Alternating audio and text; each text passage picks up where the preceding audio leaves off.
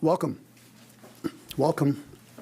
And thank you for joining us at today's event, hosted by the Foundation for Defense of Democracies. I'm Bill Ivana. China and Russia continue to deploy sophisticated information operations and systematic technology theft to undermine U.S. national security, reshape global norms, influence public opinion across the West.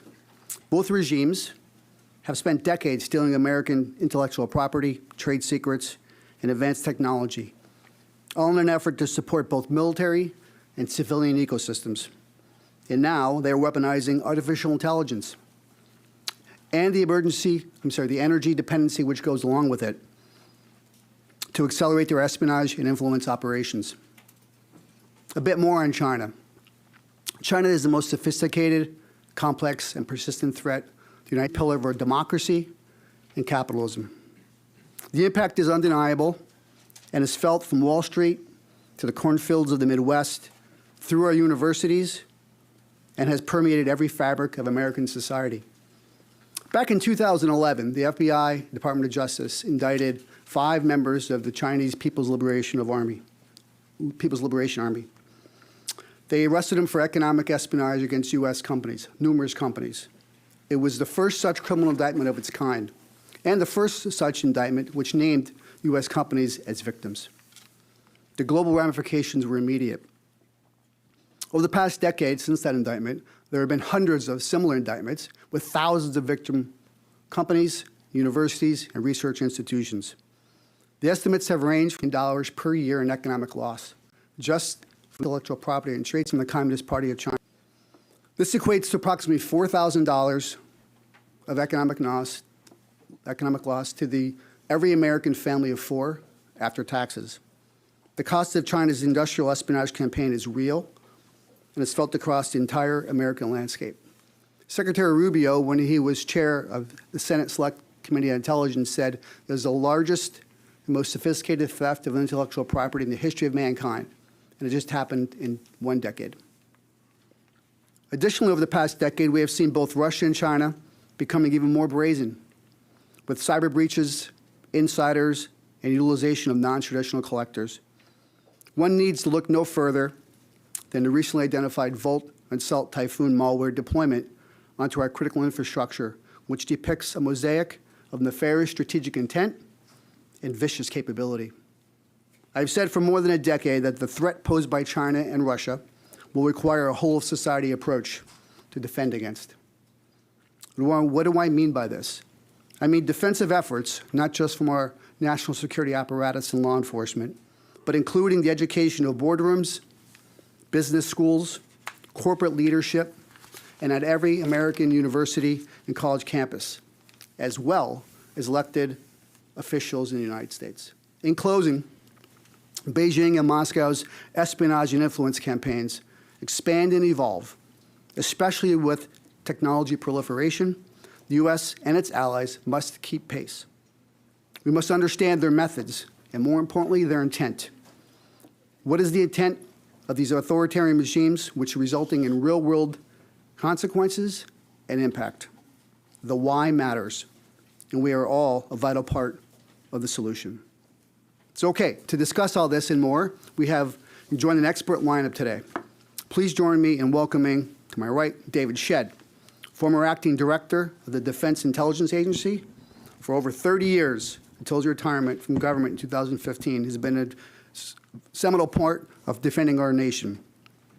He recently co-authored the newly published HarperCollins book, The Great Heist, China's Epic Campaign to Steal America's Secrets, which will be available for purchase immediately following this panel. Ivana Stradner serves as research fellow with FDD's Barish Center for Media Integrity. She studies Russia's security strategies and military doctrines to understand how Russia uses information operations for strategic communications. She also serves as a special correspondent for the Kyiv Post. Moderating today's conversation is Craig Singleton, Senior Director of FDD's China program. Craig spent more than a decade serving in a series of sensitive national security roles with the U.S. government, where he primarily focused on East Asia. Before we dive in, a few words about FDD. For almost 25 years, FDD has operated as a fiercely independent, nonpartisan research institute exclusively focused on national security and foreign policy. As a point of pride and principle, FDD does not accept foreign government funding. Craig, over to you, buddy. Bill, thank you so much for those opening remarks and for being here today. You have done more than almost anyone to bring these issues to light out of the skiff and into public view, so we really are grateful for you being here today. David, it's wonderful to see you as always. Let's dive right in. First, congratulations on The Great Heist, co-authored with Andrew Badger, who was unfortunately unable to be here today. I want to dive right in big picture. It feels like every day there is a drip, drip, drip of new revelations about Chinese espionage, a new human recruitment, an issue you and I are both very familiar with, a new cyber attack, Salt Typhoon, Volt Typhoon, whatever the next typhoon is going to be. How serious, in your view, is this China espionage threat against the United States today? And what do you think most Americans still misunderstand about the threat?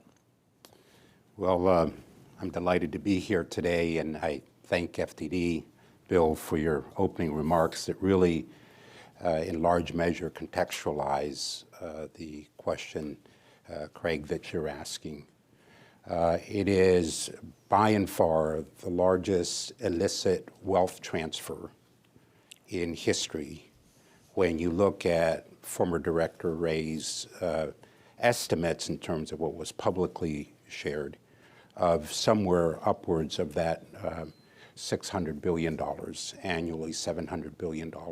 And that's probably understated because a number of companies either don't report it or it goes, that intellectual property is stolen in a stealthy manner, and we don't even know that it's been taken. I go back to, as an intelligence officer, and I always would ask the question, what's the context? Understanding the context of what China is presently doing and has been doing for a number of decades now takes me back to a mid-1984 speech with Deng Xiaoping, in which Deng Xiaoping really laid out for his successors in Jiang Zemin and others, and now post-2013 for Xi Jinping, a qualification or a rubric in which China would pursue the coexistence of a socialist state, I would call it communist Marxists, have a background at all in China. I've visited China in the 80s, and I might be dating some people in the room. 80s and 90s, there were the knockoff piracy products out on the sidewalks and that sort of thing. That was the beginning of really the manifestation of it. By the time Xi Jinping, now fast forward, comes to power and sort of consolidates its power in the 2013 period, there is the launch of Made in China 2025 in 2015, a 10-year plan, in where us old types of the intelligence community would say the requirements were laid out. And in those requirements, he was going to primarily, not exclusively, but certainly primarily use the Ministry of State Security, which has doubled in size since Xi's period to an estimated 300,000 today, which for your audience, the MSS is the CIA, FBI, so foreign and domestic security and intelligence, along with the National Security Agency capabilities, Cyber Command, Geospatial in the case of NGA, and all under one roof in these 18 bureaus or departments, of which Bureau 18 focuses on the United States. It's important to get that context in mind in terms of the size and the dependency of the CCP and Xi Jinping and the leadership position that he has in driving this. So now really to your question, now we have the context. The context is Xi is determined, as is the CCP, to come out of the century of humiliation, right, an era or a period of time in which China would, and I don't mean to put words in Xi's mouth, but in essence, he would be saying, weak when the and you put these rules in place to dominate us. The great rejuvenation, make China great again, might actually be a phrase you might think about, is then the counter response to it. And it's so interesting, having worked the Chinese target for many, many years, it was evident to me that the idea of what we would call stealing our intellectual property, our data, our know-how and expertise that goes with it as well, is not seen as stealing. Right. It's actually making a course correction to the oppressive, the dangers and the presence of the CCP through the MSS in their operations. And we may get into the typhoons, as you said. The sophistication today of the MSS versus the MSS that I worked in the 90s, and that period of time in particular, is dramatically different. It is perhaps the best first-rate intelligence security service in the world today at what it does. That's how serious the threat is. Yeah, that context is so important. And in Chinese bureaucracy, form usually follows function, right? I'm always reminded of something actually Bill taught me many years ago, the rob, replicate, replace. Yes. I love it. We're at a think tank, so anything with alliteration we glom onto here. But that's an easy one, right, for policymakers to understand as we're sort of talking about this. Yeah, the capture, cage, and then kill. That's even better. There's the image. I think we'll have to. And I developed that in the book in terms of how that's done. That's exactly right. I'm thinking a little bit now as you describe the form and the function, the targets, right? You mentioned intelligence requirements. You triggered me a little bit. I thought you were going to be like NIPIF or something. We're going to go into our old world. But as I think about it a little bit, they're going after certain targets to get the information. We talk about universities. We talk about businesses. They're in our critical infrastructure, obviously. Our defense industrial base, huge part of this. I'm curious, do you think there's a most underappreciated target from that list, or something I haven't mentioned yet, as the Chinese are starting to think about what they need from us and where they want to be positioned on our networks? It's fascinating to me that, like any good intelligence collection plan and apparatus, right, because they're identifying, for example, our research on quantum.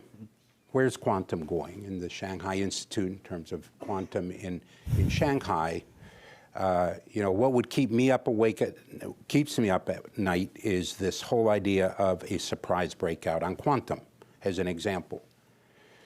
The other thing is, Craig, is I think we are under the misunderstanding or the erroneous impression that when they did their hypersonics test in August of 2021, as one example, that somehow they stole a hypersonic vehicle or a hypersonic capability all wrapped up with a bow.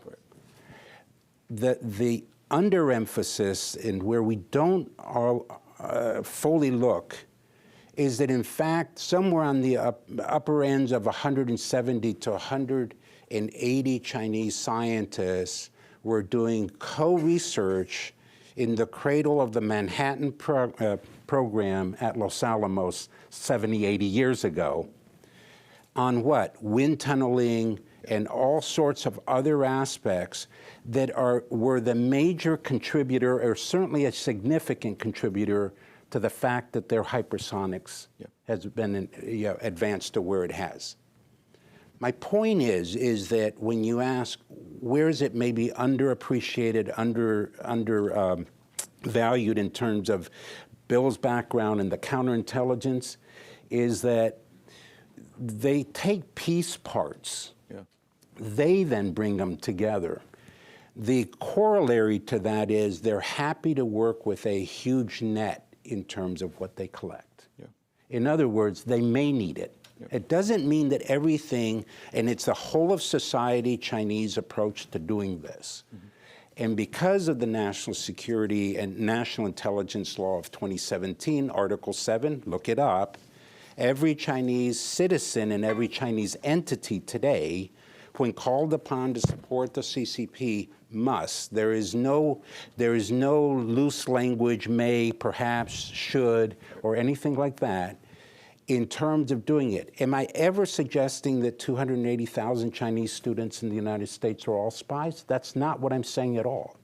But when called upon, and we might talk about ByteDance and TikTok, they will, as a quasi-independent company, be called upon to support it. I think that's where we miss a little bit of the linkage between what their requirements are and how they're meeting those. Yeah, it's a great point. The legal and regulatory scaffolding that Xi Jinping has established and codified into law. It's it can be coercion, it can be cooperation, but it has to happen, and there's no choice. The name of the book is The Great Heist. So we've talked a little bit about the structures that they're using to get the information. We'll get into some of the tactics that they're using, and then we're seeing this evolution. What are they trying to steal? What's the Great Heist? How'd you come up with the title? What do you think is is it one thing they're trying to steal? What is it? How do they think about it? The backdrop to the title comes from essentially, like some in the room perhaps, certainly some in the audience, that had their security dossiers taken in May of 2015 from the Office of Personnel and Management. As I like to say, 22.5 million of my best friends of the past and present at that time had their security dossiers taken. So my motivation on the heist and the title came from a very personal experience, and subsequently we had the 170 million documents taken from Equifax and Anthem Health and many others. So we'll talk a little more perhaps about the data piece of it. Yes. And so the heist is this blend of the Chinese focus, not only on the technology, both cutting edge and futuristic, but also in acquiring through programs that they've rebranded, which in 2019 was the 1,000 Talents program, but essentially going on university campuses and finding them in our national laboratories and in the research and developed world with the data. And so it's I always often said, when I was at CIA, I would have stood up a separate freestanding division if I had gotten those OPM records. Because all I need is to find the vulnerabilities in 0.001% from my targets. So imagine that. So the heist is really as broad as anything that isn't, as one pundit said to me, they'll steal the buttons off your shirt if they need to. Yeah. And in many ways, all kidding aside, there is no limit to it. And as I said, the proverbial net that they will capture this information, whether they need it now or not. Very different than our history with the intelligence community. If it wasn't a requirement, you walked away from it. Yep. The second aspect, and I want to underscore this, and Bill, you alluded to it in your opening comments.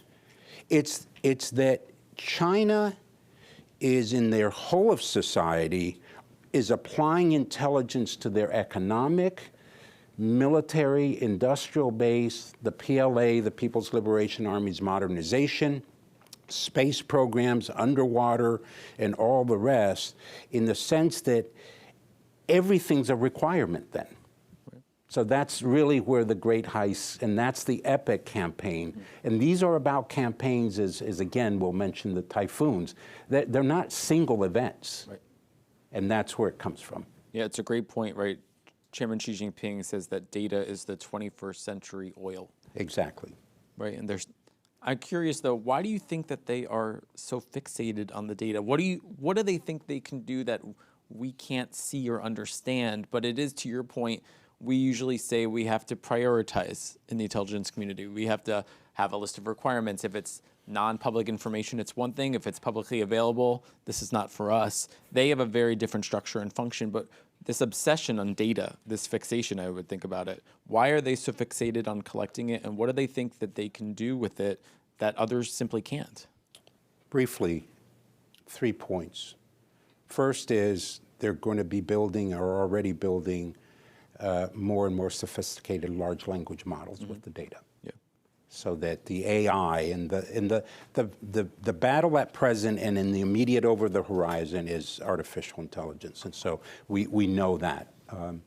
Secondly, they mine the data even when they don't know what they've collected in terms of its value, for applicability to something that will be either used in their version of deterrence in countering the United States and the West, economically or militarily, but also to go on offense for it. They will have knowledge. Data is power in terms of having it.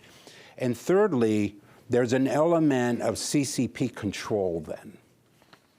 What I have by way of my data storage and what's in there gives me a certain power.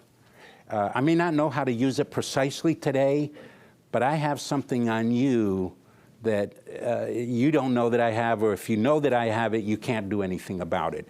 And I will go out on a limb. Every adult American has had their data already taken in some form or another, not because you did anything wrong, but precisely because they're obsessed with the collection of data, even if they don't have a right here and now moment application for that data. Yeah. No, it's a great point. I mean, it's down to the personal level with genomic data. Even. Exactly. Our genomic data sets that they're collecting. For DNA purposes, for their microbiology. Advanced biologics, specialized medicines. Yes.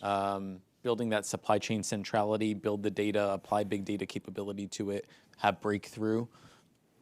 I'm curious, it's always fun to play a little spy on spy analysis because it's like respect meets respect, right?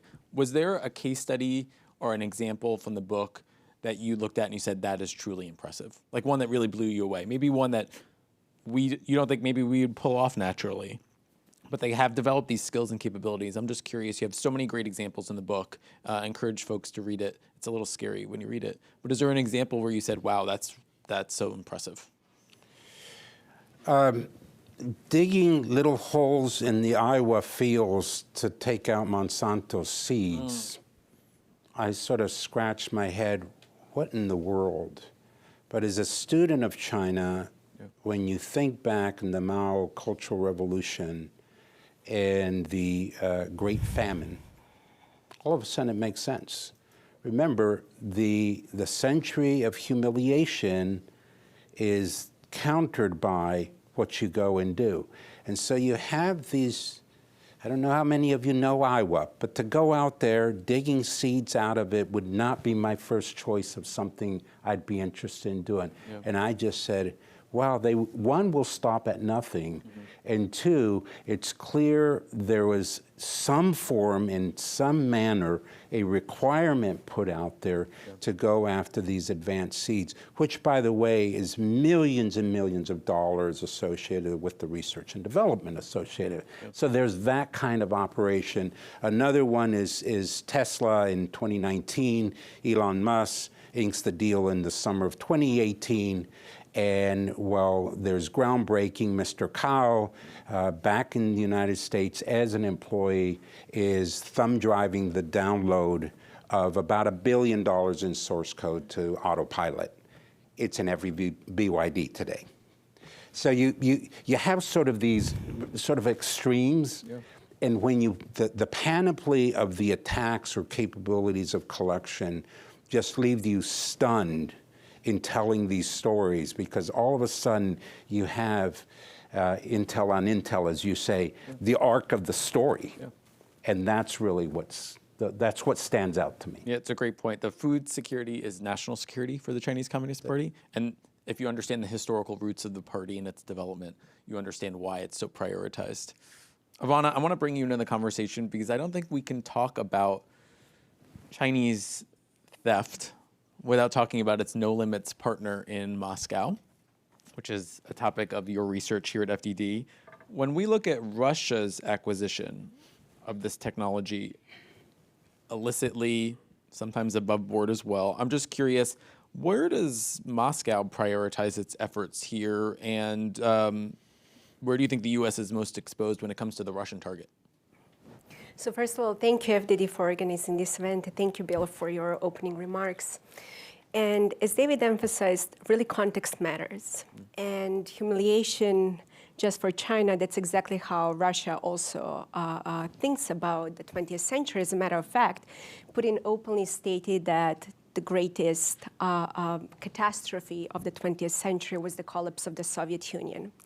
So before diving into tiny details, like to zoom out why it matters, because Russia has been trying to compete with the United States on so many fronts, and Putin has promised probably himself that he wants to put Russia back on track as a great power. But one thing is Russia's wishes, second thing is what they can do. But while reading your book, I was, first of all, it's really terrified what's going on there in China, but it's so interesting how Russia fits into this picture as China's junior partner, because their methods and their targets are sometimes very similar. So my favorite example when it comes to universities, which is Russia's favorite game, Putin as a KGB guy operating below the threshold of war, was also their cooperation with universities. And a lot of people in the West thought that Russia would be able to go back on the trajectory of the West, and why not to trust them? So almost 15 years ago, actually, a Russian oligarch was in a partnership with MIT, trying to build a Russian Silicon Valley. And back then, why not? That's a great opportunity for the West to actually build partnership with Russia when it comes to new technologies. Luckily, the FBI immediately started warning about how different private companies can leverage that. So that's really nothing new. Second thing, I love to read the Cold War history, and all you really need to do is to go on the CIA website and actually to read all documents how the Soviet Union was stealing American technology. And why it matters today? Well, it matters because very little things have changed other than Russian methods when it comes to digital things, which brings me to the next point on how Russia has been leveraging cyber. There were numerous attacks on the US critical infrastructure, how Russia has been trying to steal data, access to our financial systems. So this is also nothing new. But the third pillar, which is really interesting related to Russia's war in Ukraine, how come that still Russian weapons are operating thanks to Western chips, semiconductors? That's something that I really want to know. And the easiest answer is because Russia has been leveraging third parties and different legal loopholes to accomplish that. And there was a famous 2022 case when the DOJ actually exposed a Russian acquisition of certain military technology. And as everyone is nowadays focusing on what's happening with Greenland, that's another fourth pillar that is really interesting to observe how actually Western technology also ended up in a Russian advanced naval system. But again, the big question is why? Because Russia has been trying to compete with the United States. Second thing is Russia needs Western technology for Russia's war in Ukraine. And the third thing is the Russian government doesn't even hide that. They openly talk that they are very much reliant on Western technology. So it's really past time to also look at Russia's threat when it comes to this, because this can truly undermine our national security, but also national security of our partners who rely on our innovation. Yeah, I think that context is so key. The Cold War context in particular, just like we talk about the context for how China sees the world and sees the United States, I always say, if it ain't broke, don't fix it. So obviously, a lot of these Cold War era tactics, clandestine operations using cutouts, they continue to employ them because they work. They work, exactly. If it didn't work, they would try something new, right? And I think that's just something we have to recognize, that the Cold War ended for us, but not for them. Correct. You can't throw a stone in this town out hitting someone talking about AI. We've got to talk about AI. We do a lot of research here at FDD on AI and what it means for the emerging threat landscape and cutting off China from advanced chips and what does it all mean. We don't hear Russia in that conversation as much. We're talking about DeepSeek. We're not talking about the Russian competitor. I'm curious, how is Russia thinking and leveraging AI for strategic competition? Is it just propaganda, disinformation? Is it cyber operations and intelligence. What's the Russia side of that conversation? So we don't hear much about Russia probably because Russia is a second-rate AI power. But more importantly, almost a decade ago, Putin actually stated that who leads AI will rule the world. And the real question is, how come that we are in 2026 and Russia is far behind the United States and China? There are numerous explanations for that, but in large part, there is also the issue of Russian full-scale invasion and sanctions and the limitations of partnerships, right, with the West, because that has been one of the key components how you can grow in AI. But there are two things that I want to emphasize. Something that is very interesting when we were talking about Russia and AI. Just a few months ago, Putin gave another speech and directions on Russian trajectory when it comes to AI. And he emphasized two important things. Number one, that Russia absolutely needs to divorce itself from Western AI. And the second thing is where Putin emphasized the role of ideology. And I understand that for a lot of people in the West who love to talk about nitty-gritty details when it comes to AI and tech, I think this is very important because just think about Russia has been developing something that is called AI sovereignty, which means, and China also believes in that they want to build a system where actually Russia can control, their own information space when it comes to AI.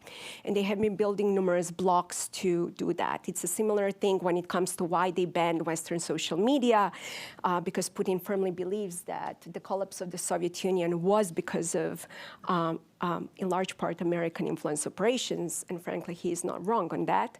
And that's precisely the lesson that he learned why he wants to now completely control the AI system. But here is another caveat over there. The way that they're also building their internal models for AI, divorcing themselves, from Western models, is very much based on Russian history, Russian far-right narratives, Russian narratives related to a war in Ukraine, et cetera, et cetera. So they have been leveraging that thing extensively. While at the same time, Russia has been leveraging AI in the West.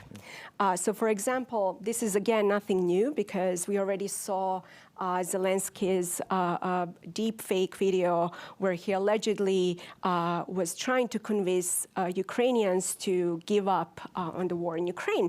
And I can name numerous other examples. But we love to focus way too much on AI that is going to completely change the trajectory of influence operations.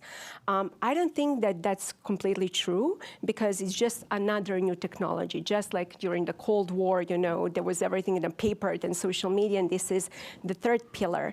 But I think it's really worth understanding how the Russian military understands AI from a very different perspective than we do, or when I read your book also in China, because it's not purely about technology, it's also about their ideology. Absolutely, right. Two authoritarian regimes who are focused on control. Correct. Like regime longevity and stability. The challenge for them as they grapple with AI is it's unpredictable. How much can you control the output from the AI model? We see it in the China space a lot where you can put things in about Tiananmen or the regime, and you can see it almost self-correcting in real time when you play with the models. And I think there's a deep-seated fear in Beijing, but I would imagine in Moscow too. Absolutely. That can they actually control these models, which I think ultimately will keep them second and third place for a while. But I want to get a little bit into now connecting these dots. Technology is the tool for them. They want to accomplish broader objectives, I would imagine. They're not doing this for nothing. They have strategic objectives, narrative control, propaganda. You guys have written about this a lot. Some excellent articles in Foreign Affairs. We have some copies out front. It's great reading. David, I want to start with you a little bit. Why is China using espionage and emerging technologies? How are they doing it to shape outcomes? What is the end state that they are seeking here? They're not doing it for nothing. So what's the goal? China's goal unequivocally is to surpass the United States. and dominate in the first order, it's near abroad. Yeah. Taiwan, 110 miles off of Fujian province, is clearly in Xi Jinping's sights for, as he stated, 2027.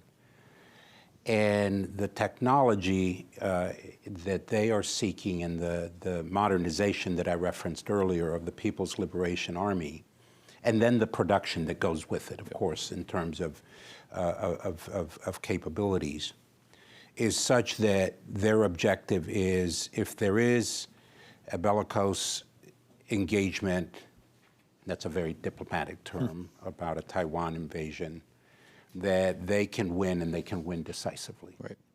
So that is a sort of priority number one if you go to their military-industrial complex, if you use that terminology.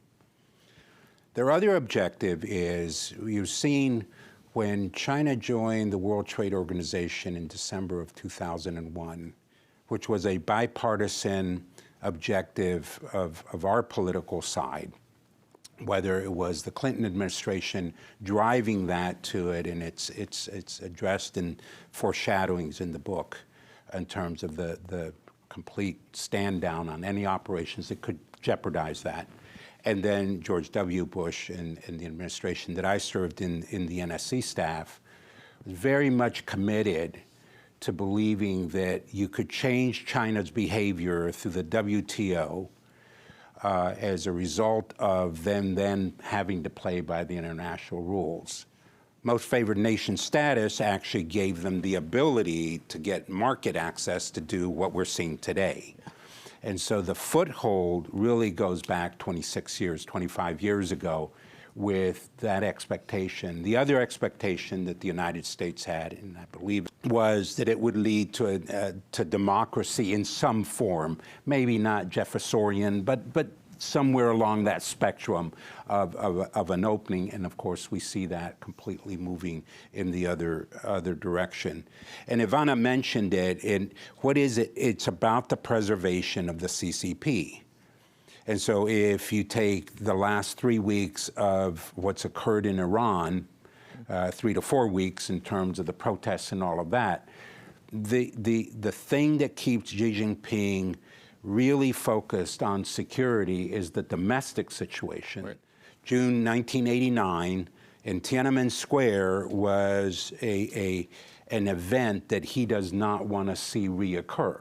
Yeah. And so the espionage machinery, with this collusion of domestic and intelligence, we would call it positive intelligence collection, yeah, versus the protection piece of it, is a behemoth that controls then the domestic population, and at the same time is seeking to create that decision advantage, yeah, in the event of a armed conflict with the United States.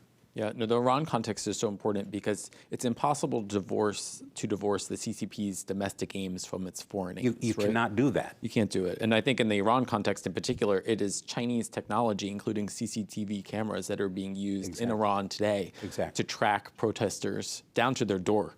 It's shocking, and we just haven't done enough on this as a target, but it's built on domestic CCTV cameras and a lot of US stolen technology. I think the Taiwan part is so important too. The Chinese are they're preparing for a war they hope to never fight. And they're doing that through capability development, mm-hmm, which the book explains beautifully. But there's a cognitive warfare component to it as well, where they're saying resistance is futile. Yes.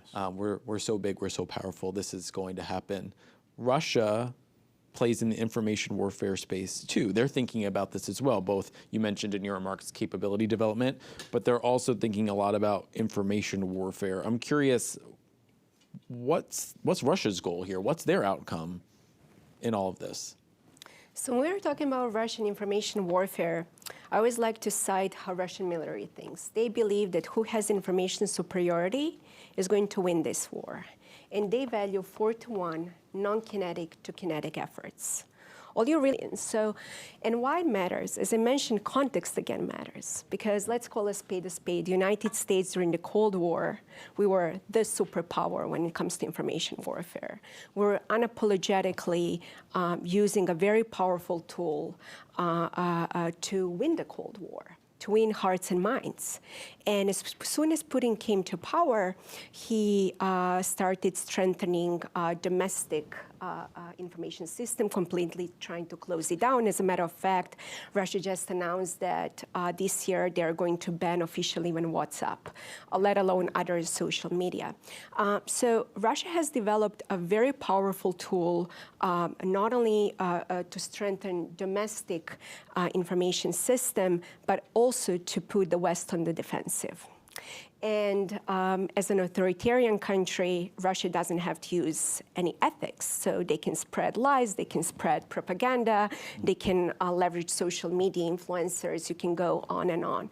But the most important thing is really to understand that this is a very serious weapon. For many people, this is a weapon that you cannot see, you cannot touch, you cannot feel, but it's really powerful enough that it can destabilize countries. And I think it's very important, two things. Number one, to understand how Russian command and control works in this environment, because with all due respect, the world doesn't revolve around Brussels or Washington, and we always like to think that American adversaries think like us, process information like us. Strategic narcissism, Strategic what H.R. narcissism. McMaster calls it. Exactly. And the second thing is, in the United States, we shut down a lot of efforts in the information environment, whether we Global Engagement Center, the Voice of America, and all those places had numerous problems. Let's call a spade, but we still need very powerful toolkit actually to put our adversaries on the defensive, so they spend time, energy, and resources defending themselves. And with all due respect, like I understand that for a lot of it requires risk tolerance, and risk aversion is rewarded in Washington, D.C. So that's another, pillar that we need to figure out if we want to win this war, how to do it. But that's something that really Russia has been very good at. Yeah, no, it's a great point. I mean, I often think about this no limits partnership less as an alliance, but more an alignment. Mm-hmm. And it seems to be really rooted in just a mutual grievance and loathing of the United States. I want to hit both sides of that coin then. There's the cooperation side, and then there's the skepticism that exists between the two. I want to start with you, Ivana, a little bit. Where do you think you're seeing China and Russia cooperate in this space? And then we'll pivot, David, to you. There is deep skepticism at the working level between China and Russia. Again, long-rooted, historical, despite the bromance at the top between the two leaders. I'd love to hear your thoughts then about where you see maybe China keeping Russia at bay or at arm's length as they acquire this power and this technology. But we'll start with maybe where they're working together. So I think that Russia and China are actually frenemies. They cooperate on one side, but they also fear each other, especially Russia is not having military and tech, whether in cybersecurity, they're publicly available. In 2015, they signed officially information security agreement. Mm-hmm. Just last year, even through BRICS, they signed a new AI agreement. So I can go on listing all those things. But I want to actually zoom out and to explain where they're purely aligned. And I would like to emphasize BRICS. I understand that for a lot of people in the West, BRICS is just another crazy institution, financial, that is going to collapse. Who cares? For Russia and China, it's very important because it's an ideological institution where they're aligning on creating what I like to call a multipolar world. And they have been doing that, especially in the global south, quite successfully. So they have been cooperating on that front in particular, and every speech that I read by Vladimir Putin or Xi Jinping, they love to talk about the creation of a multipolar world and the end of the US unipolar world. So when it comes to new technologies, there are so many official bilateral agreements that they signed, but to me it's even more important, that big question where they're ideologically aligned, and that's why I cannot emphasize enough why we should be paying more attention to BRICS. As a matter of fact, as someone who deeply cares about influence operations, they have been also developing something that's called like a BRICS TV, a new effort to launch influence operations in the global south, and they're perfectly aligned over there. Russia is much better than Russian influence operations, but China is learning and has clearly better technologies. Yeah, no, the world order component of this is key, right? A world order that reflects their values and their interests. They push this multipolar moment. I get the sense that our current president believes quite strongly that it's a unipolar moment, and he's going to foot stomp that, I think, for the next 3 years, that's for sure. But David, pivoting then to the skepticism, this exists. The bromance at the top, but the working levels are deeply concerned. Russians are worried about becoming Chinese vassals. The Chinese wonder, what's the value proposition from the Russians? They seem behind. The brand is bad globally. I'm curious, like, where you think the Chinese are maybe keeping them at bay. What does that look like? How do they balance that? I always like to think of nation states rising and falling to their self-interest. In the self-interest, and Ivana's touched on this in terms of the junior partner, certainly that was the implication of Russia to China, is of deep concern to Vladimir Putin in that relationship, notwithstanding the appearance at the top, of course, of collaboration. Need you only see the military hardware march 3 months ago or so in Beijing, September, in terms of doing that. The issue is that there is a much longer history of conflict between the two countries than this aspect. My fear is that both China and Russia see vulnerabilities in the information space as it pertains to the United States, and that's where the cooperation may take place. You also see it in some very cutting-edge technologies where, almost at a tactical level, the drone sector of the development of drones is something. And then I think you have to bring in the North Koreans and the Iranians when it comes to this technology. A little bit of the jingoistic view in the United States has often been that these people aren't nearly as smart as we are. They certainly don't have the resources to do X, Y, or Z, and they're just second rate. Well, North Korea's attack on Sony showed that, in fact, it can do very sophisticated operations in terms of the cyberspace. Right. So I don't want to go down the path of North Korea and Iran, but I think there's a commonality of an archenemy, which is the United States, where that cooperation would exist. Going back to my 3 decades plus of the intelligence business, I'm not here to say, though, that the intelligence cooperation at the working level, as you describe it, bureau to bureau or department to department, is one that there's profound trust. There isn't. And so intelligence, we used to call them the tear lines. What you would share with the other side in terms of doing that is the Chinese aren't going to let them in on that, and the Russians likely are going to put up obstacles to that kind of sharing. However, the directional, and I like the way Ivana describes it in the context of BRICS and sort of the international order piece, I think there's a lot of synergy between the two that can sort of override the distrust that's down below in that. As the book tells the story, it was, in fact, advanced aircraft out of the Su family of Russian MiGs that were stolen by the Chinese. Yes. It was one of the earlier versions before they got to the F-35 and the FC-31, which is the cover of the book, by the way. It's a digital twin. I mean, so that's what they created with that. Much earlier, they stole it from, and it was the Russian military that never wanted to go into that arrangement, believing, and proven in time to be true, that the Chinese would steal it. With friends like China. The other great example recently is submarine quieting technology. Exactly. And what's interesting about that one is that the Russians provided, reportedly, submarine quieting technology to the Chinese in the last few years. and the Chinese were probably, they wanted this for a long time, but they were able to ask for it because of Chinese support for the war in Ukraine. And so there's almost how much can the Russians hold the line in terms of providing this information at the same time that we all accept the Chinese are penetrating the Russians. Sure.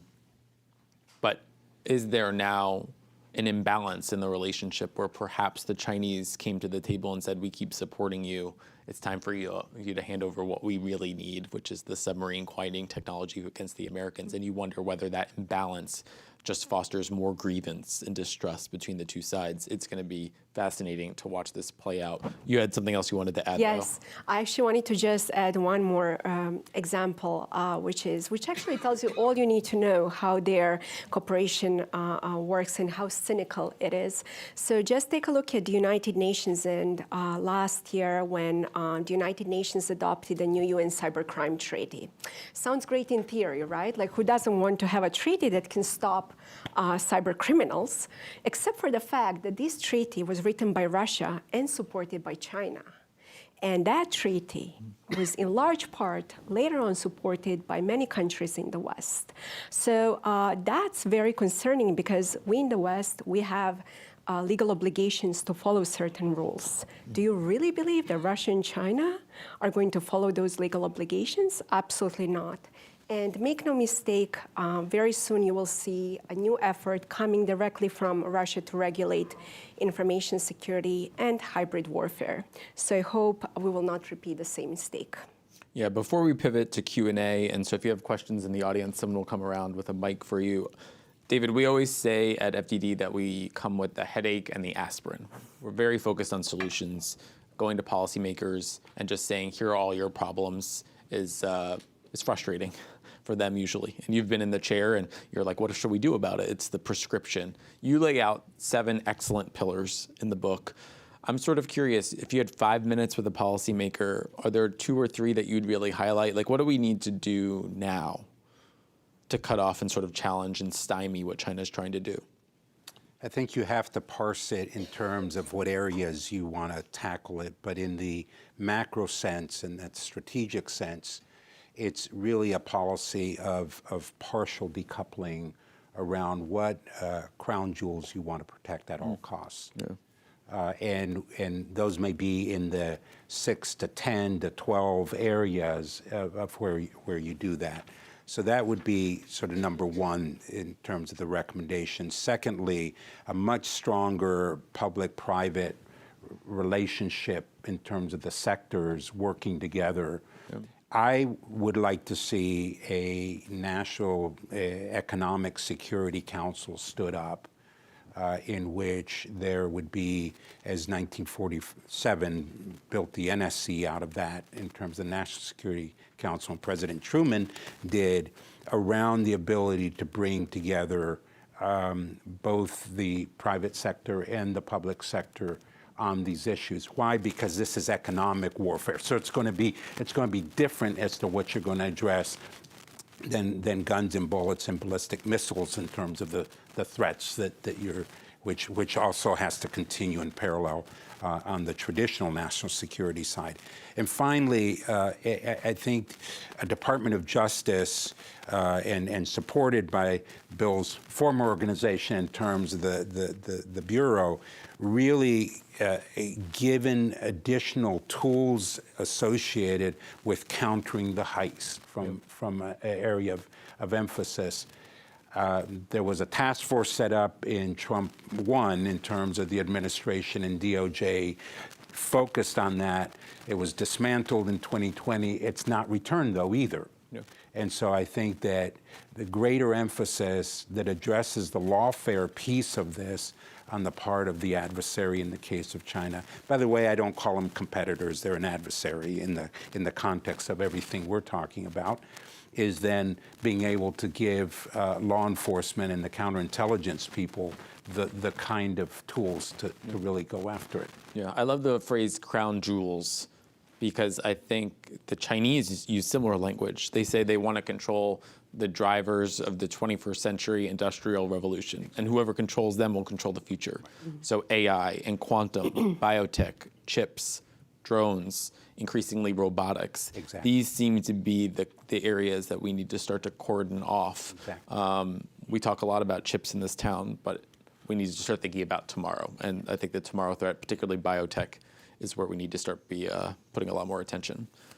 We're going to shift to Q&A now. I'm going to ask folks to please raise your hand, state your name, please, your affiliation. We'll try to get to as many questions as we can. And we'll start with there. I think Michael Gordon, Wall Street Journal. Thank you. Just a quick question on the China and Russia side. How do you assess Trump administration efforts in countering Chinese and Russian cognitive warfare information operations? Where have they been effective, and where may they be dropping the ball? Yeah. You want to start with Russia? With Russia, yes, I can.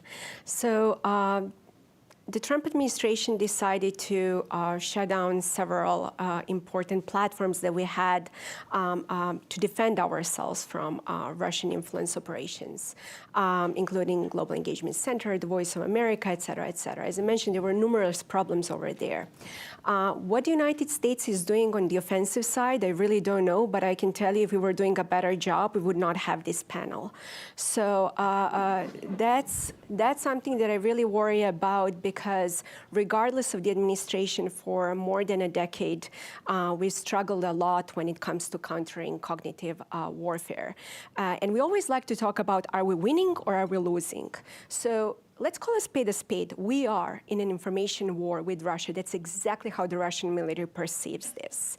What we really need to do is to perceive this as a protracted war, where you can have information superiority on a day one, but to lose information superiority on a day two. So we have to be very patient, and we also need to really develop offensive capabilities, but not only develop, but to deploy them.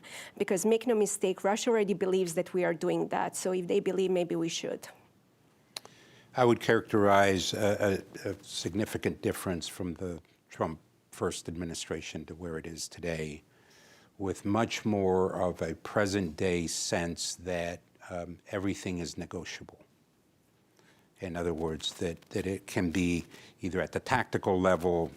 I don't know what strategic would look like in this context of your question, but tactical, in other words.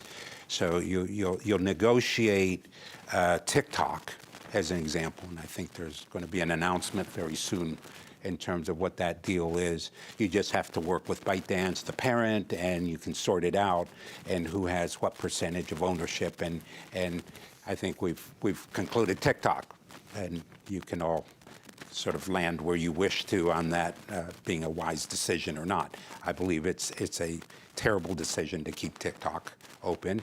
Collects on 160 to 170 million Americans using it, and 1.6 billion worldwide, which obviously we don't control. And that data, back to your earlier comments and questions about data. So I think it's much more tactical and all sort of a business negotiation on it, and I think the Chinese are loving it. And I think one other quick thing, which is the question of free speech.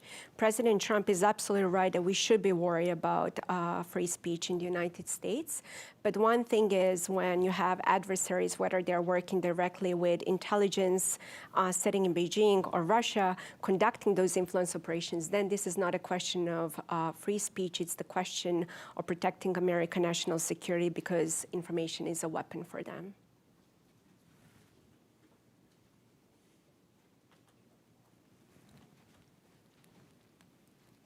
Did our conversation answer everything? So there are no questions?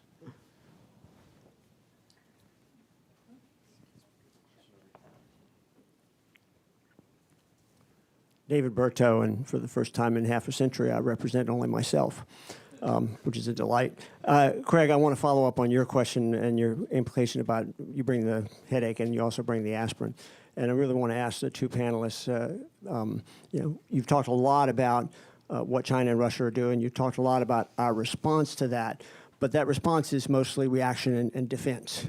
It's not offense. And my history says you don't win. You may prevent losing through defense, but you never win through defense. What does winning look like in this case, and how do we get there? I'll jump on that as a first issue.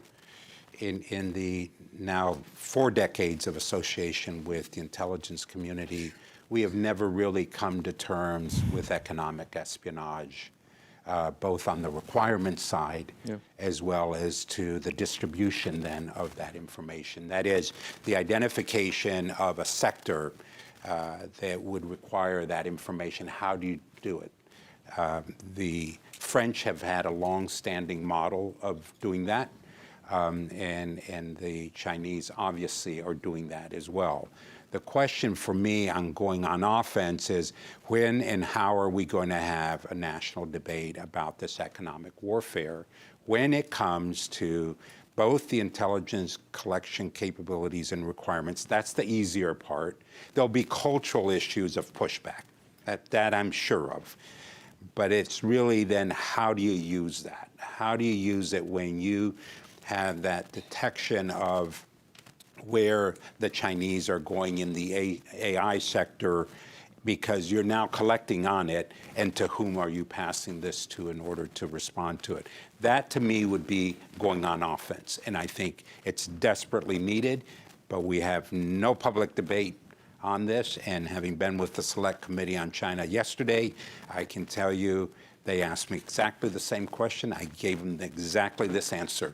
The other one is the typhoons, and we haven't had the time to really unpack the Salt typhoon in terms of the telecommunication side, and then Volt in terms of our infrastructure, is we have got to be ready to counter that in a material way on the other side. Obviously, I cross a classified line if I even knew what to say about what we are doing or not doing, but I think that's the other aspect of going on offense in the cyber domain. Before we jump to another question, I want to lean into the typhoons because it's so bad. The Chinese are still operating on our networks. Most Actually, Americans, in 80 countries, by the way. right, So, beyond us. Yes. Capture this. We've known about this now since the Biden administration. They have the capability and means to read text messages, unencrypted text messages, to listen in on phone calls. This is all public now. It was sort of hidden in the skiffs and the shadows. Now it's public. How bad is this? How exposed are we here? Totally exposed and pervasive. The fact, the most recent story is, of course, on the 4 or 5 committees on the Hill, right, in terms of reading the mail and the emails, all the rest.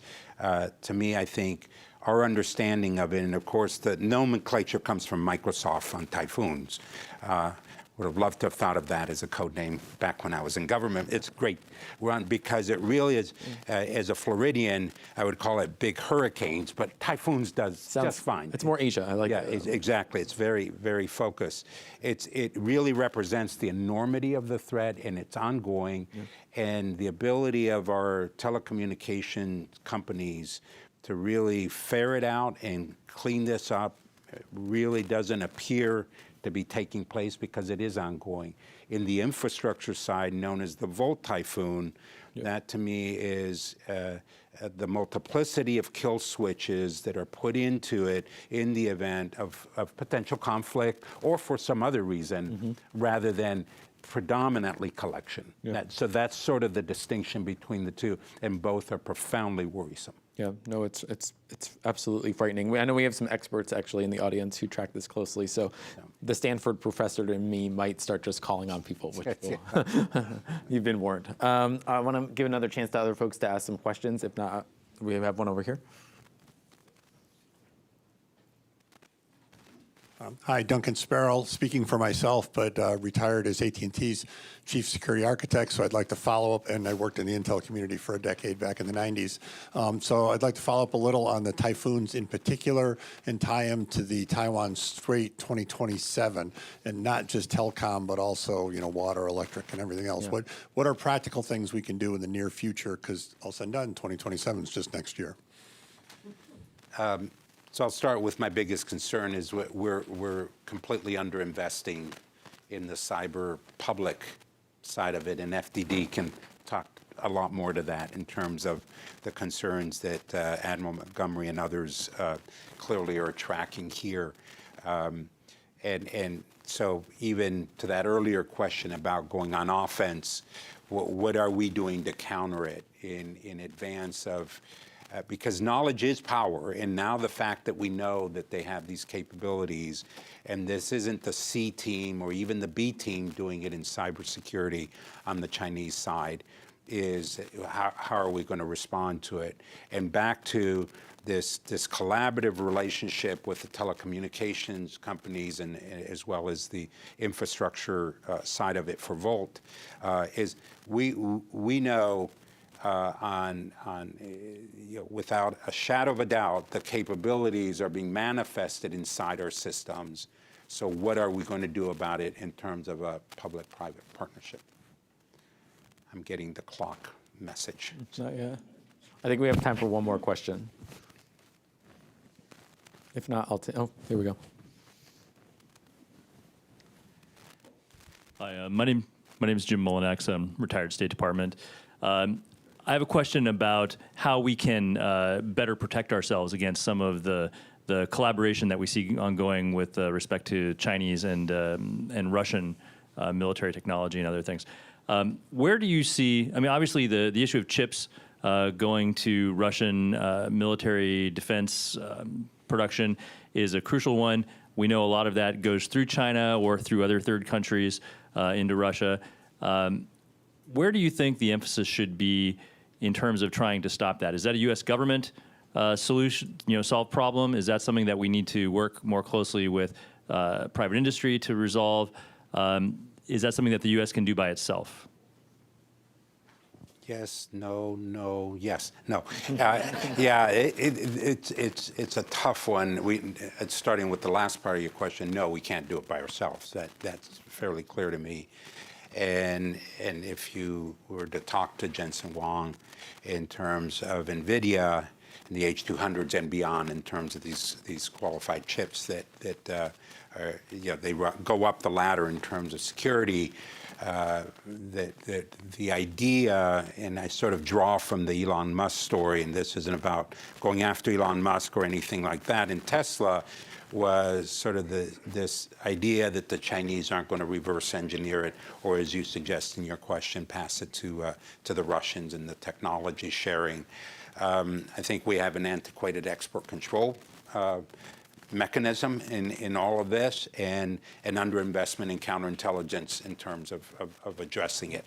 And I think it's a crisis point that we need to address, because at the heart of it, the AI and as it goes into quantum, as well as the large language models, the dependency on this, and then Huawei's 10G or 767 to 10G as well in ZTE are all going to rely on these as well. And so there's I think the requirement for a consortium of private public sector.